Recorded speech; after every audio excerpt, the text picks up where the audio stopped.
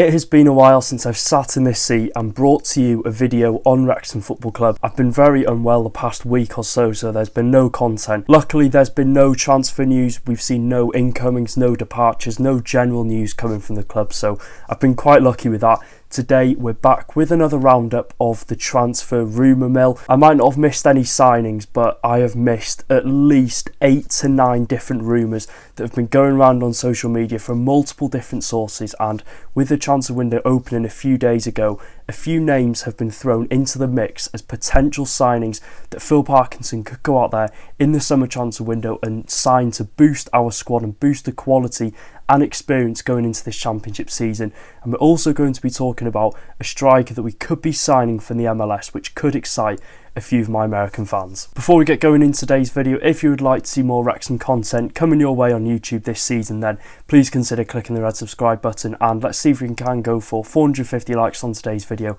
And I would like to give a huge thank you to everyone that has supported the channel further over the course of the League One season that we've just had. It massively means a lot.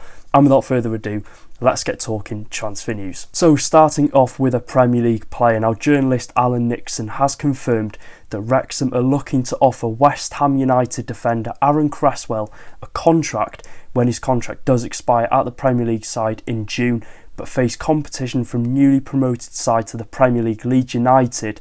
And if there's ever a Phil Parkinson signing, it's this one. It's got it written all over it for Phil Parkinson to go out there and get Aaron Cresswell. Now, if you haven't, been aware of Aaron Cresswell the past couple of years, and if you're not aware of Aaron Cresswell, he's a well-renowned player in the Premier League, having spent 11 seasons at the Hammers, playing 369 times, recording 45 goals and assists along the way. Now, of course, being the general English football fans we are, we know a lot about Aaron Cresswell. We've watched him a lot on the Premier League highlights and, whenever the games have been on Sky, and we know that over the years he's been playing in that left-back role, that left wing-back role, but in recent times he has transitioned to be playing in that centre-back role for West Ham United. I think this is, due to him getting older, he's lost a bit of pace, but you can't take away his quality on the ball, his passing, his calmness, his experience, which I think is still a reason why he has played a lot for West Ham United this season, because that experience he has in abundance, I think, is really vital. And I think if we're looking at areas that we are going to recruit, and I think Parky would like to bring possibly 1 or 2 new centre-backs in, so bringing a player like Aaron Cresswell in, who's a left-footed centre-back who could slot into that left side. And we've talked about him not having possibly all the pace in the world, but if you're surrounded by a player like Lewis Brunt or Max Cleworth, who are young and have a lot of energy and can run, then I don't think it's a big issue that he would be lacking pace in that back line. And as well, you're looking at this season, we're looking at Cresswell. He's played 18 games in the Premier League, starting 10 of those. He started in their wins against Manchester United, Arsenal, and their draw against Tottenham Hotspur. And at 35 years old, he's showing he can still perform at the highest level against some of the best players in the world. 18 appearances featured this season under 2 managers, Lopetegui and of course Graham Potter, so he's favoured by both managers. And I think, when a player's been at a club this long, like the 11 seasons he spent at West Ham, you're looking at the amount of managers he's played under. There's clearly an experienced player, a player that is no nonsense and will just get on with his job, and is a good player to have in the dressing room if he can last every season under those managers and still be utilised as an option. I think it shows a lot about him as a player and possibly his maturity throughout his career. So I think there's a lot of different factors that could benefit Wrexham Football Club if we are to go out and sign Aaron Cresswell in the summer transfer window. And it looks like, like I said, he might have lost a bit of legs in that back line, but he's ran that left flank for years for West Ham United. We've seen his crossing ability. You'd imagine he'd be good at dead balls, from corners, from free kicks. We've seen him score some really good free kicks for West Ham. So I think, like I said, his quality on the ball, his experience, bringing that down from the Premier League to the Championship for a newly promoted side, I think those qualities would be very evident and would really be a massive boost into this squad. Whether it is just a 1-year contract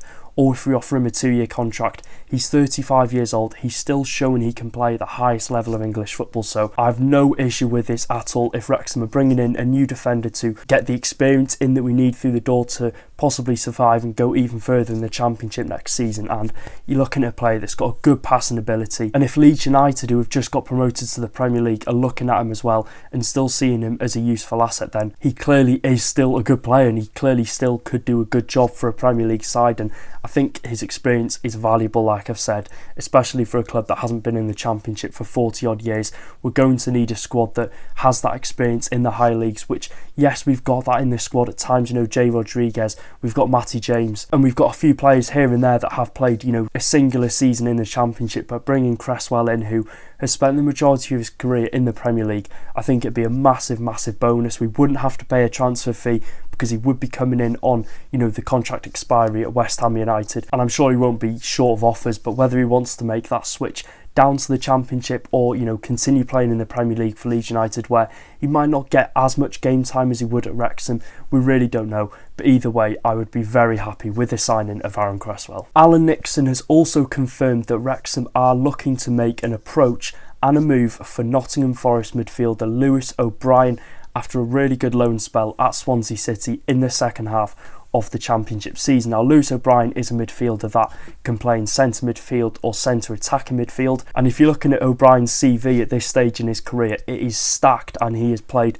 a lot. He's been around the block a lot. In the past 2 years, he's played for MLS sides DC United and LAFC, whilst also somehow playing in the meantime for Middlesbrough and Swansea City. And when he was in the MLS, he was playing alongside the likes of Matthias Klick, Christian Benteke, Hugo Lloris, Olivier Giroud. And once the MLS season was completed, he'd come back over to the Championship for Middlesbrough and Swansea City. So he's done a lot of travelling. For all the clubs he's been at, they can say that he was a useful asset, and especially at Swansea City this season, I think it was really clear that his qualities were showing in the final third. He might not have got all the goals and assists in the world, but you're looking at a player that's on the ball quality, creating chances, linking the play up, just making it fluid in the final third between the wingers, the attackers, the strikers, etc. 4 loan spells in 2.5 seasons. It's probably best for Lewis O'Brien now at this stage in his career to get that permanent home and to get a challenge and a project where he's going to be at for at least the next 2 or 3 years. And I think he needs to be a regular at a club, like I said, for the next 2 or 3 years. And at 26,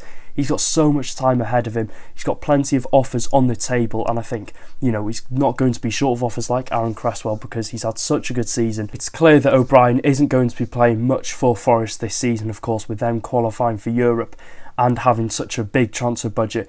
He's going to be put down the pecking order a hell of a lot. So I think they'll be looking to cash in, whether they'll want a couple of £1 million. I think they did spend a hefty amount on Lewis O'Brien when he first signed, or whether they're going to want to loan him out. But in my opinion, if I was Parky, I'd be looking at us bringing in an attacking midfielder with Championship pedigree.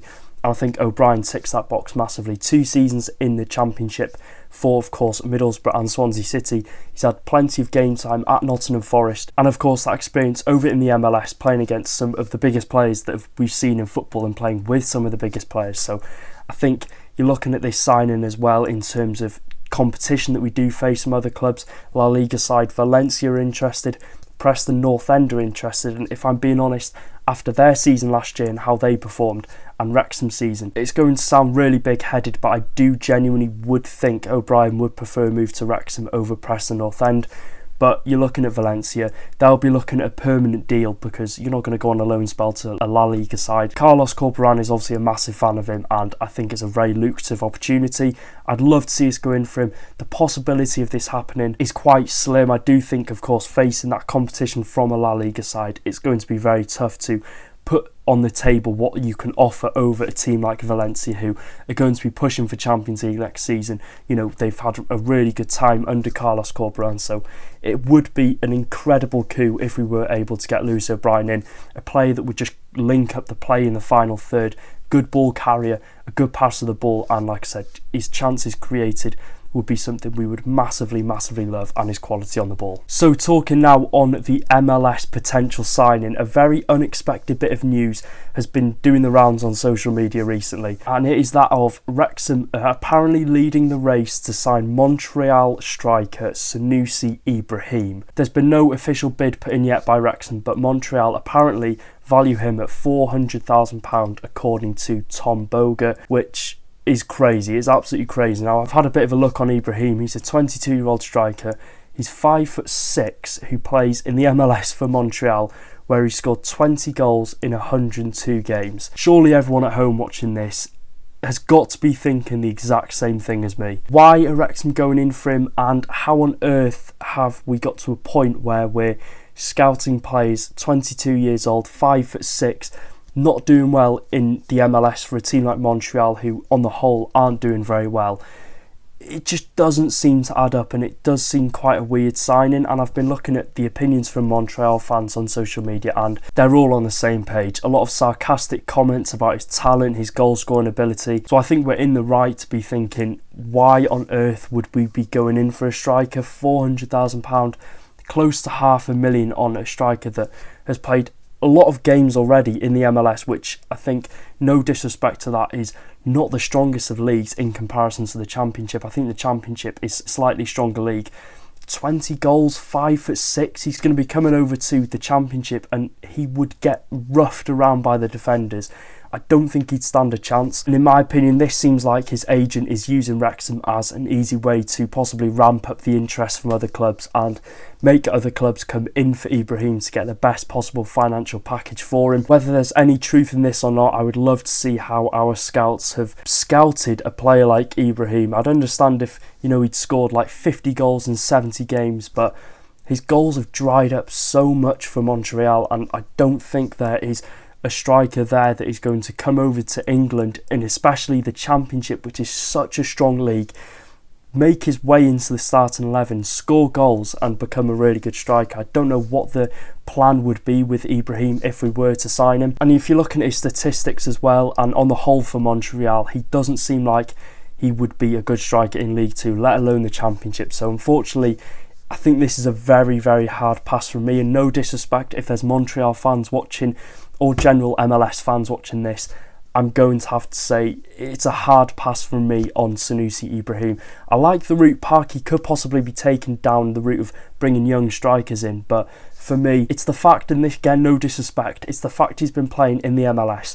If he'd had some experience in England, like 2 or 3 seasons where, 20 goals in 102 games, there's maybe a striker there that you could develop. But don't get me wrong, there's a lot of talent in the MLS. You've got Joseph Martinez, formerly of Atalanta United, who was one of the best strikers the league has seen. But you're looking at Sunusi Ibrahim, if he's struggling to get a goal every 4 games, that's his ratio, then just don't really understand the logics behind this signing at all. If I've got this completely wrong, let me know your thoughts in the comment section down below. But if we're looking at bringing strikers in, and if we're looking to offload Paul Mullin, Ollie Palmer, and possibly another one like Stephen Fletcher, and replace them with a player like Sunusi Ibrahim, I think a lot of fans will be left disappointed. So yeah, let me know your thoughts in the comment section down below. There's been plenty of other names that we have been linked with in the transfer window so far. There'll be another video hopefully coming tomorrow on that. We've seen the likes of Christian Eriksen, Ben Davis, some massive names been linked with the club, so there'll be plenty of transfer content coming your way this summer. So like I said, make sure to subscribe, turn the notification bell on so you're notified every time a video comes out on the channel. Make sure to drop a like. It feels good to be back bringing out the content. So yeah, I hope you all enjoyed, and I'll see you in another video. Take care guys, up the Championship Reds.